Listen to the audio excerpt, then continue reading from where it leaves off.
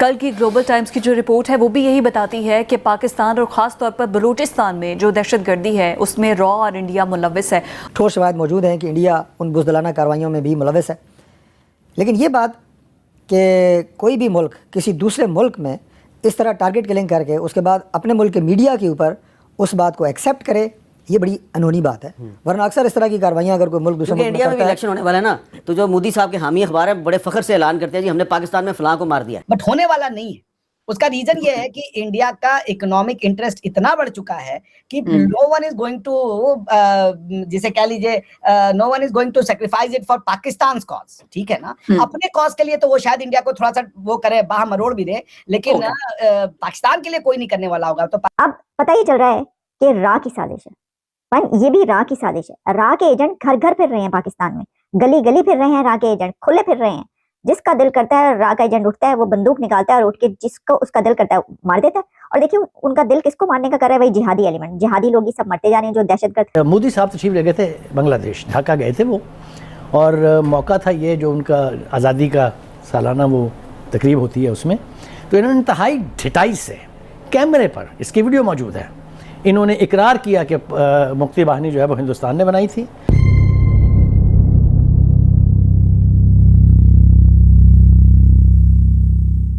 लेकिन पाकिस्तान के लिए कोई नहीं करने वाला होगा। तो पाकिस्तान अगर ये कर रहा है तो इस बात के लिए तैयार रहे कि ये लड़ाई उसको अकेले लड़नी है। और ये लड़ाई वो 2 बार लड़ चुके हैं। डोजियर्स पता नहीं कितने यूनाइटेड नेशन सेक्रेटरी जनरल को, सिक्योरिटी काउंसिल को, दुनिया भर को भेजे जा चुके हैं। पता नहीं उन डोजियर में है क्या, मुझे आज तक समझ में नहीं आया। उसके बाद ये उन डोजियर में से एक पन्ना और है भाई। उन डोजियर में भी तो यही लिखा होगा ना कि भाई ये कुलभूषण यादव भी यही करता है। आपने यही कहा था कुलभूषण यादव ने यहाँ पे आके लोगों को मरवाया, सबोटाज एक्टिविटी कराई, टेररिज्म करवाया बलूचिस्तान में। That is the charge on Kulbhushan Yadav ना। क्या कुछ हम तो मैं तो बार-बार तो मैंने हम लोग इंडिया ने इतना बड़ा प्लेटफॉर्म दिया था आईसीजे का, that you had a golden opportunity. उल्टा आईसीजे ने कहा कि आप इस आदमी को सजाए मौत नहीं दे सकते, इनको इंश्योर कीजिए कि इनको फ्री एंड फेयर ट्रायल मिले और इनका जो है काउंसलर एक्सेस हो time to time. So point है कि ये ठीक है। आई मीन किसी ने उनको एडवाइस किया है कि देखो अगर ये कर रहा है, क्या नाम है, फाइव आइज ऐसा कर रहे हैं, आप भी करो तो इंडिया पे कुछ प्रेशर आ सकता है। बट इसका कुछ नहीं है, ऐसे कई प्रेस कॉन्फ्रेंस होते हैं। Neither India not the world takes it seriously.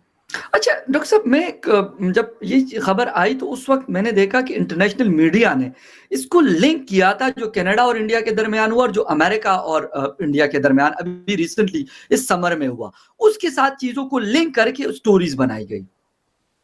क्या स्टोरीज मीडिया में क्या चल रही है दैट डजंट मैटर। मीडिया के हिसाब से इंडिया जो है, मोदी जो है वो फासिस्ट है। वेस्टर्न मीडिया के हिसाब से इंडिया में फ्यूडलिज्म है। वेस्टर्न मीडिया के हिसाब से जो ये कल राम मंदिर बना वो एंशिएंट इस्लामिक स्ट्रक्चर पे बनाया है। तो वेस्टर्न मीडिया में जो चल रहा है वो मीडिया की मर्जी है। ऐसे आप 10 भाई newspaper, New York times, Washington post का जो एडवर्टीजमेंट था for a journalist from south Asia या इंडियन सबकॉन्टिनेंट, उसमें उन्होंने कंडीशन दी थी, फकर भाई the condition is that you should have visceral hatred for Modi, तब जाके आपको हम कॉरेस्पॉन्डेंस बनाएंगे। तो ठीक है ना, मीडिया में चल रहे थे वो। तो अब देखना ये है कि how does the state of America response to it.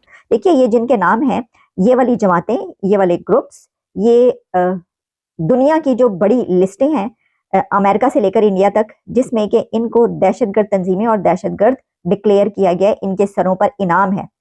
इनमें से कई एक जो मारे गए उनके सरों पर भी इनाम था, और उनमें से कई एक इंडिया में होने वाले हमलों में भी मुलव्विस थे। तो फिर सबसे पहली जो वो एक होता है कि शक शुबा जाता है, हो ये तो उसमें थे, तो फिर इसका मतलब है कि वहीं से आकर किसी ने मार दिया।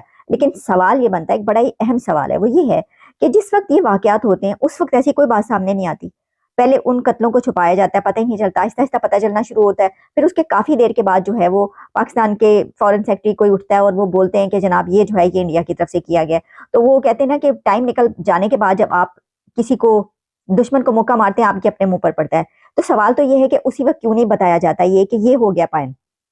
इसमें एक और बात भी है, और वो ये है कि देखें पाकिस्तान एक अरसे तक FATF के उसमें रहा, ग्रे लिस्ट में रहा, और उसमें ये तमाम तंजीमें जिनके नाम हम ले रहे हैं, इन सब पर पाबंदियां लगी और उनकी तरफ से कंडीशंस रखी गई कि इनको आप बंद करेंगे, इनको आप रोकेंगे और इनका कला कमा करेंगे।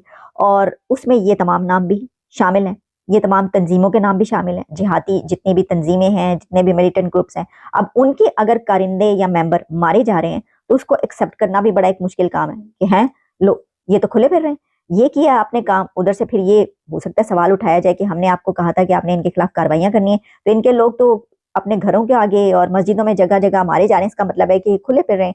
तो क्या इस वजह से जो है ये जब कोई खबर सामने आती है तो काफी बाद में जो है उसका एक वो उठाया जाता है, क्योंकि अच्छा एक और बात इसके अंदर मुख्तलिफ है, वो ये है कि इस मरतबा ना तो मुमताज जहरा बलोच ने ये बात की है, ना ही किसी और स्पोक्स पर्सन है, जो कि हमेशा किया करते हैं। इस बार ये जो बात की है ये पाकिस्तान फॉरेन सेक्रेटरी मोहम्मद साइरस सज्जाद काजी ने की है, पहली मरतबा ये फॉरेन सेक्रेटरी की तरफ से बात हुई है और मैं उसका हिस्सा था और वो इंतहाई ढिठाई से वो इल्ज़ाम जो है वो इनाम जो है वो उन्होंने वसूल किया। इसका मतलब ये है कि पाकिस्तान के टुकड़े करने के लिए, पाकिस्तान की बर्बादी के लिए कोई मौका हिंदुस्तान की क़यादत अपने हाथ से जाने नहीं देती है।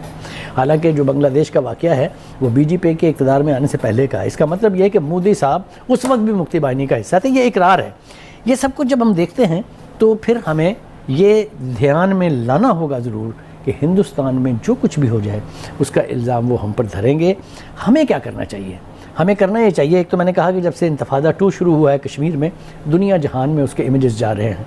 अब किसी जगह होने वाला जुल्म जो है उसको छुपाना मुमकिन नहीं है, इसलिए हमें चाहिए ये कि हम इसके लिए डिप्लोमेसी जो है उसको बुनियाद बना के दुनिया भर में ये मैसेज फैलाएं कि हिंदुस्तान इस खित्ते में क्या कर रहा है। नमस्कार दोस्तों, पाकिस्तान ने दावा किया है कि 2 पाकिस्तानी नागरिकों की हत्या के मामले में हत्यारों और भारतीय एजेंट्स के बीच संबंधों के पुख्ता सबूत मिले हैं।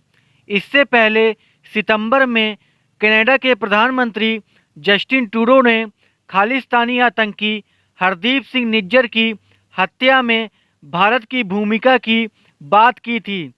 उसके बाद अमेरिकी न्याय विभाग ने एक भारतीय नागरिक पर खालिस्तानी आतंकी पन्नू की हत्या की साजिश करने का आरोप लगाया था।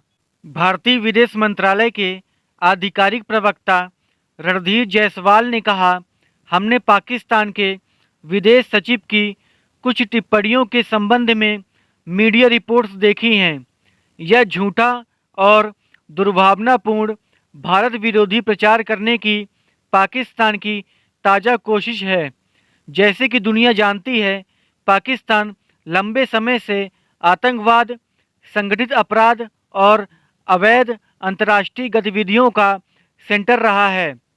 भारत और कई अन्य देशों ने सार्वजनिक रूप से पाकिस्तान को चेतावनी देते हुए कहा कि वह आतंक और हिंसा की अपनी संस्कृति में भस्म हो जाएगा। पाकिस्तान जो बोएगा वही काटेगा। अपने कुकर्मों के लिए दूसरों को दोषी ठहराना ना तो कोई बात हो सकती है और ना ही कोई समाधान।